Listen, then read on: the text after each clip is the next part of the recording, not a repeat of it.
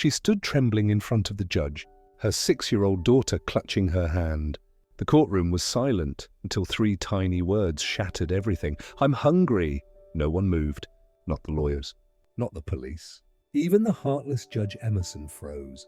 But what happened next? No one in that courtroom could have imagined. This isn't just a story about a trial. It's about a mother's love, a child's innocence, and how one moment of honesty changed a powerful man's heart forever. The courtroom was heavy with tension, the kind of silence that feels alive. Suddenly a small voice cut through it like a strike of thunder. "I'm hungry." Those 2 words froze everything. The lawyers stopped mid-sentence. The officers straightened. Even the judge, the infamous Judge Emerson, known for his iron heart, looked up in disbelief. At the center of the room stood a little black girl, barely 6 years old. Her tiny hand clutched her mother's skirt, her big, innocent eyes blinking up at the bench. No one dared to speak, because no one knew what to do. How did this little girl and her mother end up in that courtroom? And how could a child's simple words shake a man whose face had never been seen without a scowl? This story began hours earlier, in a small, worn apartment on the east side of Detroit. Joanna Davis, a 28-year-old single mother, started her morning like any other. 2 jobs, endless bills, and a little girl who was the only light in her tired world. She worked as a cleaner at a downtown hotel and as a waitress in a diner at night, all just to keep food on the table and a roof over their heads. But this morning, something waited at her door. A bright yellow envelope nailed to the frame. A court notice. Her stomach sank as she opened it. A parking fine, $250 she didn't have. Weeks ago, she'd parked in a handicapped spot just for a few minutes, rushing to get fever medicine for her daughter Emily. Joanna sighed deeply. There was no way out of this except to face it. She looked over at her daughter, who was playing with an old teddy bear, its fur nearly gone. "We have to go to court today, my princess," Joanna said softly, trying to sound cheerful, though her chest felt heavy. Emily nodded, unaware of the weight her mother carried. By late morning, they arrived at the courthouse. The air inside was cold, strict, and full of hurried footsteps and echoing voices.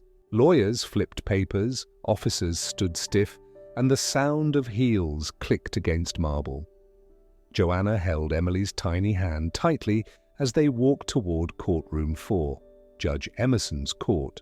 The man was known citywide as a strict, unforgiving figure. He didn't smile, didn't listen to excuses, and certainly didn't bend the rules. The courtroom felt even colder than the hall outside. Beige walls, grey carpet, harsh white lights. Emily looked around curiously while her mother tried to steady her shaking hands.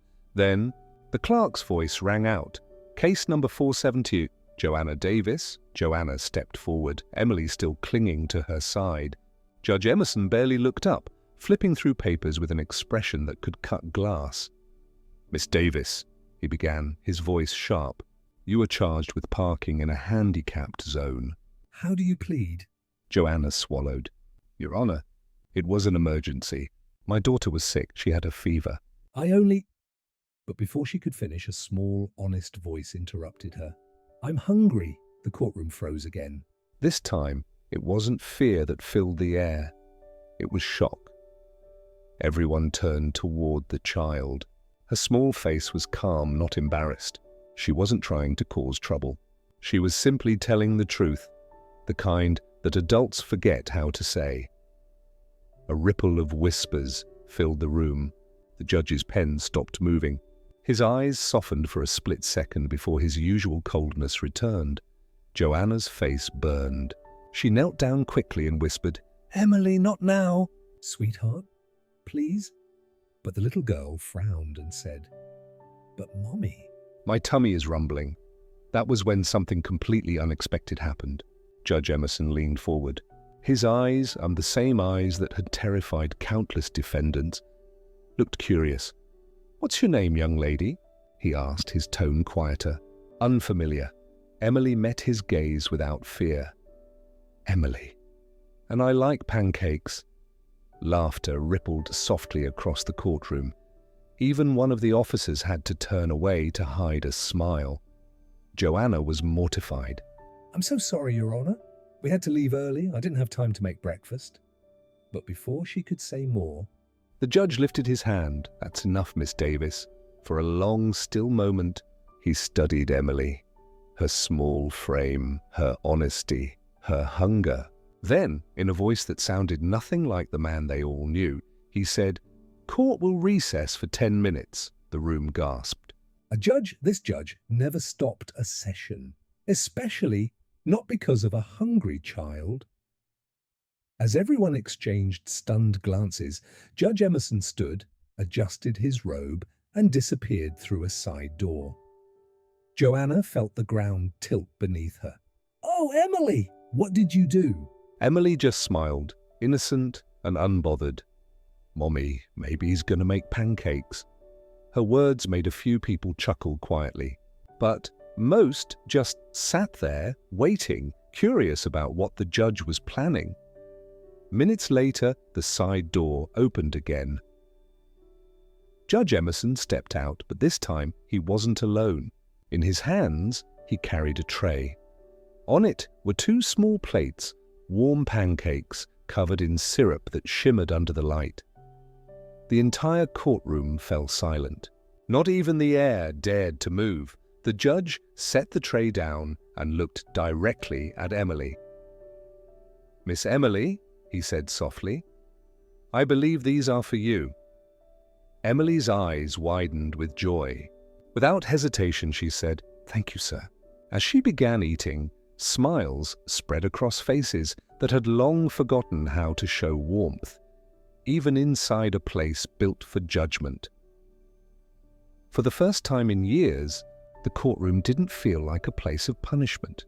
It felt human, and none of them knew it yet. But this little girl, with nothing more than honesty and hunger, had just changed the life of the man sitting behind that bench.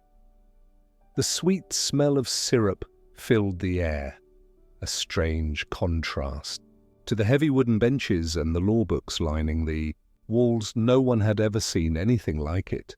A judge serving pancakes to a child in the middle of court. Emily giggled softly between bites, swinging her feet beneath the bench. Joanna watched her daughter, half embarrassed and half grateful, unsure whether to laugh or cry. When the little girl finally looked up, she said, "Mommy, these are the best pancakes ever." Judge Emerson's lips twitched, almost forming a smile. Almost. He turned to Joanna. "Miss Davis, when was the last time you and your daughter had a proper meal?" Joanna hesitated. Her voice trembled as she said, "A few days ago, Your Honor. Things have been difficult. I'm trying to manage rent, bills, food, everything." The courtroom was silent again, but not cold this time. Everyone could feel the weight of her words. The judge folded his hands on the bench and looked down at the case file. The fine suddenly seemed meaningless, just ink on paper. "You said you parked in that space because your daughter was sick," he said quietly. "Yes, Your Honor, I know it was wrong, but she had a fever of 103. I panicked." For a long moment, he said nothing. Then he exhaled slowly. "Miss Davis, the law is meant to serve justice, not destroy mercy." He closed the file, set down his pen, and looked straight at her. "The fine is dismissed." Gasps echoed around the room. Joanna blinked, unsure if she'd heard him correctly. "Dismissed, Your Honor?" "Yes," he replied firmly. "Consider it paid in full." By kindness, tears welled in her eyes. "Thank you. Thank you so much." But the judge wasn't finished. He leaned back, thinking deeply, and then said, "Tell me, Miss Davis, where do you work?" When she told him about her cleaning jobs and the diner, his expression hardened again. But this time, not from anger. From determination. "This country needs more mothers like you," he said. "Hardworking, honest, willing to do anything for their children. But no mother should have to choose between the law and her child's hunger." He turned to his clerk. "Please contact the City Outreach Foundation." They will assist Miss Davis immediately. Food, housing, and legal support. The clerk nodded. Joanna covered her mouth, speechless. Emily looked up from her plate and smiled. Does that mean Mommy doesn't have to worry anymore? For the first time in years, Judge Emerson actually smiled. That's exactly what it means, young lady. As the courtroom slowly emptied, whispers followed them. But this time, they weren't whispers of judgment. They were whispers of hope. No one knew it yet.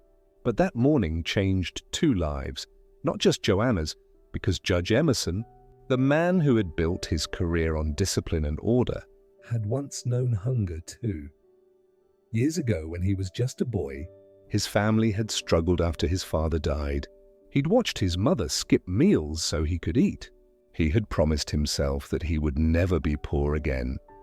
And in chasing that promise, he'd built walls so high that he forgot what compassion felt like. But a child's small voice had just torn those walls down.